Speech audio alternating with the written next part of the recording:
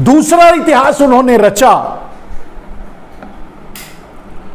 राम मंदिर के भूमि पूजन का।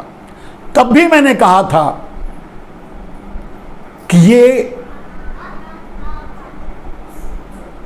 सही नहीं है। भूमि पूजन करने वाले नरेंद्र मोदी जी ने अपनी ही भाषा में, अपने ही शब्दों में बदनसीब साबित हुए हैं इस देश के लिए। हम नहीं कह रहे मेरे भाई, कोई हम पर यह आरोप ना लगाए, उन्होंने ही कहा था, इसके लिए हम कह रहे हैं। तो बदनसीब साबित हुए हैं, तो ये धर्म और पुण्य का काम था और इसका राजनीति से कोई मतलब नहीं था। तो कम से कम राम मंदिर को तो छोड़ देते, उसका शिलान्यास किसी पंडित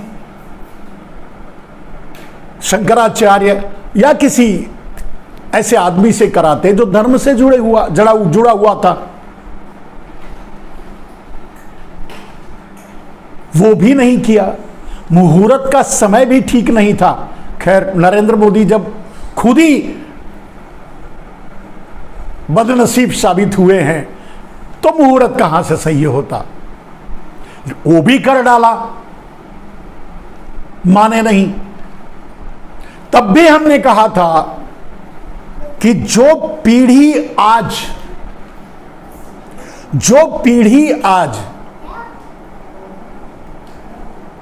नरेंद्र मोदी के हाथों शिलान्यास देख रही है राम मंदिर का, वो पीढ़ी, ध्यान से समझिएगा, इसका कोई गलत अर्थ नहीं है, वो पीढ़ी राम मंदिर का दर्शन नहीं कर पाएगी, भगवान श्री राम का दर्शन नहीं कर पाएगी। ऐसे कर सकती है, मोदी के बनाए मंदिर में जाकर दर्शन नहीं कर पाएगी। धीरे धीरे उसका वक्त भी सामने आएगा, आप समझ जाएंगे।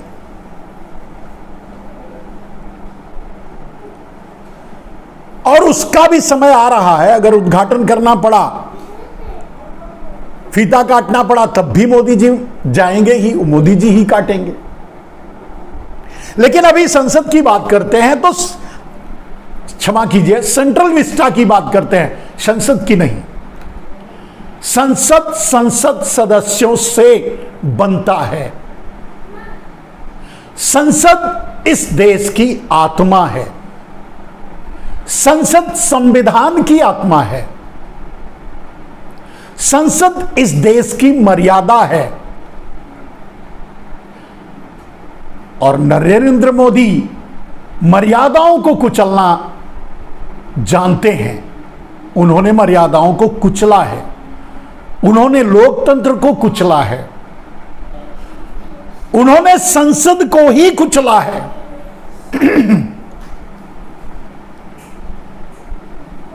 उन्होंने सांसदों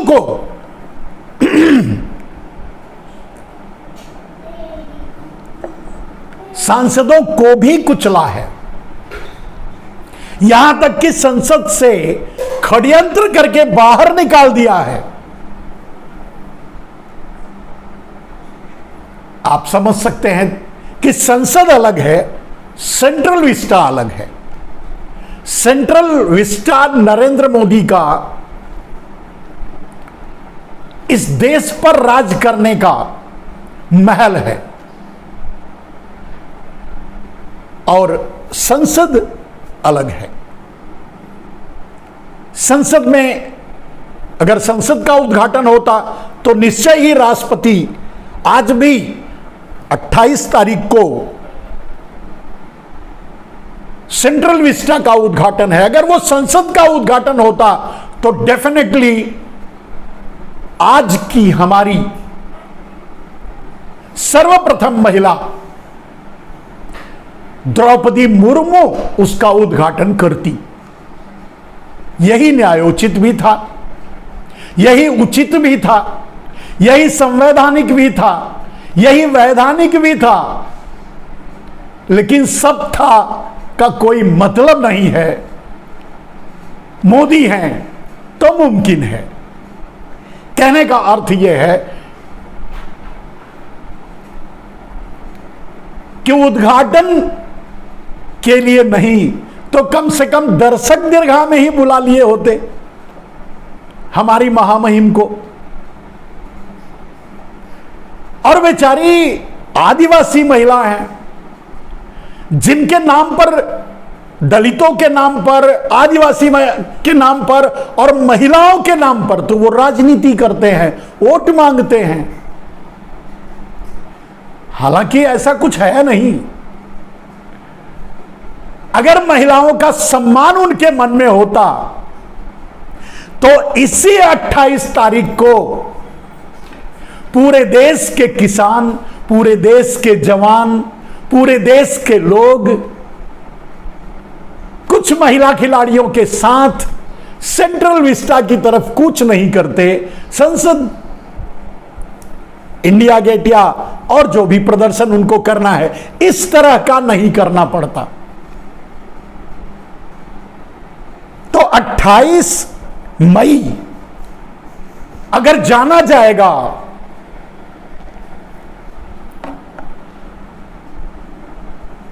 तो हमारे इस देश के महिला पहलवानों की मर्यादा की लड़ाई के लिए जाना जाएगा। 28 मई अगर जाना जाएगा या जाना जाता है तो दुनिया के सबसे कायर व्यक्ति के नाम से जाना जाता है। और यह भी एक दुर्भाग्य है और यह भी एक कुयोग है, संयोग भी नहीं कह सकते, कुयोग है कि उसी दिन मोदी जी सेंट्रल विस्टा का उद्घाटन भी करेंगे। शायद सावरकर की जन्मशती है उसी दिन। दुनिया के सबसे बड़े कायर, माफ कीजिएगा किसी को गलत ना लगे और कोई ये ना कहे कि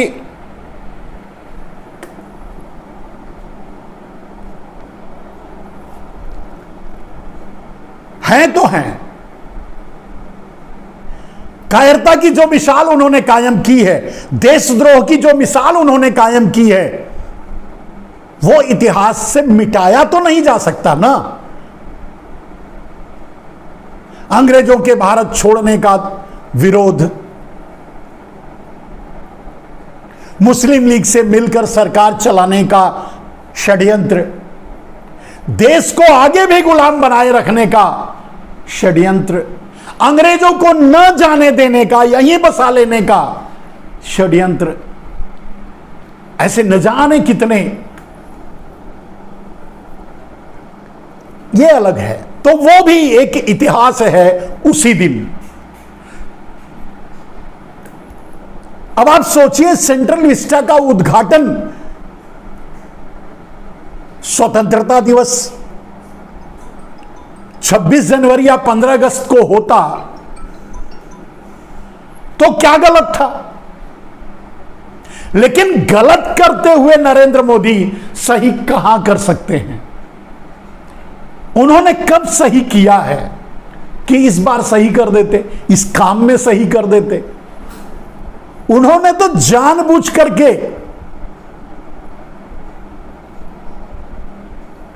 एक कायर के जन्मशती को चुना है। और इसमें कोई उनकी बहुत बड़ी मंशा नहीं है। वो ऐसा नहीं है कि सावरकर को वो स्थान दिलाना चाहते हैं। सावरकर थे ही नहीं, सावरकर कायर थे, सावरकर माफी वीर थे, सावरकर ऐसे बहुत से, अब उन इतिहासों पर पर्दा भी नहीं डाला जा सकता, मिटाया भी नहीं जा सकता, लेकिन एक छेड़छाड़, एक खोदा खोदी करने की जो आदत मोदी जी में है वो करते हैं। अब लोग सावरकर के बारे में सोचेंगे, उनके बारे में बहस करेंगे, मोदी जी अपना फीता काट लेंगे। खैर इतना आसान भी नहीं है फीता काट लेना। और वो ये भी एक इतिहास बनेगा मेरे दोस्त कि इस सेंट्रल विस्टा के उद्घाटन में भारत की लगभग सारी पार्टियां 19 पार्टियों ने तो लिख कर दे दिया है। कुछ डरे सहमे कायर लोग, सावरकर वाली कैटेगरी वाले, सामने नहीं आ रहे हैं, सामने खुलकर नहीं बोल रहे हैं, विरोध तो वो भी करते हैं।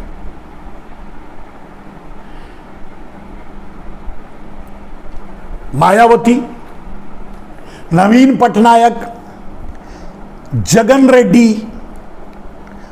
चंद्रशेखर राव और नायडू जी, तो ये वो लोग हैं जो सावरकर की कैटेगरी में आते हैं, जो खुलकर लड़ना ठीक नहीं लगता, डरते हैं। और डर ऐसा नहीं है कि उनके वो नरेंद्र मोदी के प्रति श्रद्धा रखते हैं या मोदी जी के काम को अच्छा समझते हैं, या ऐसा भी नहीं है कि वो उनके प्रशंसक हैं, लेकिन एक डरा हुआ आदमी जो कर सकता है वही करेगा। तो इस समय इस मैदान में 19 पार्टियों वाले लिस्ट में वो नहीं है, कोई बात नहीं, लेकिन भारत के लगभग सभी बड़ी पार्टियां इसका विरोध करेंगी। सेंट्रल विस्टा के उद्घाटन का बहिष्कार करेंगी। यह भी 28 तारीख को ही होगा। यह भी 70 साल में पहली बार होगा। यह भी एक इतिहास होगा। यह भी एक नजीर बनेगा, एक इतिहास बनेगा। वैसे एक बात, सेंट्रल विस्टा को नरेंद्र मोदी कभी भी संसद का दर्जा नहीं दिलवा पाएंगे। और मैं नहीं जानता, अगर उनकी कोशिश तो है कि किसी भी तरह जबरदस्ती यानी जल्दबाजी में जाकर के वहां बैठ करके फोटो सेशन हो जाए, और ऐसा कर भी लिए नरेंद्र मोदी, तो भी उस संसद में बैठकर उस संसद में कोई कार्रवाई हो या संसद चले, ऐसा उस सेंट्रल विस्टा में ऐसा कुछ भी होने वाला नहीं। और अब तो नरेंद्र मोदी खुद भी संसद पहुंचने वाले नहीं हैं। तो चलिए कम से कम उनकी ये इच्छा पूरी कर लेने दीजिए कि फीता काट लेने दीजिए, उद्घाटन कर लेने दीजिए। मैंने कहा कि सुलभ शौचालय तक का उद्घाटन करने पहुंच जाने वाले नरेंद्र मोदी, पता नहीं ऐसा कहीं गए हैं या नहीं है, तो मैं जुमला बोल रहा हूं नरेंद्र मोदी जी की भाषा में कि हर छोटी बड़ी चीजों का उद्घाटन करने वाले, रेल को झंडी दिखाने वाले, अडानी रेल को झंडी दिखाने वाले वगैरह वगैरह, तो अडानी एयरपोर्ट के उद्घाटन में चले जाते हैं।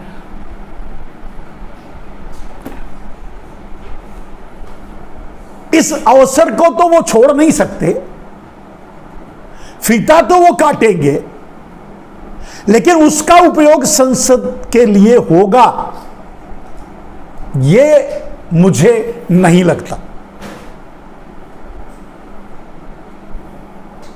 और ये संभव नहीं है, क्योंकि आगे जब वो संसद खुद भी नहीं पहुंचेंगे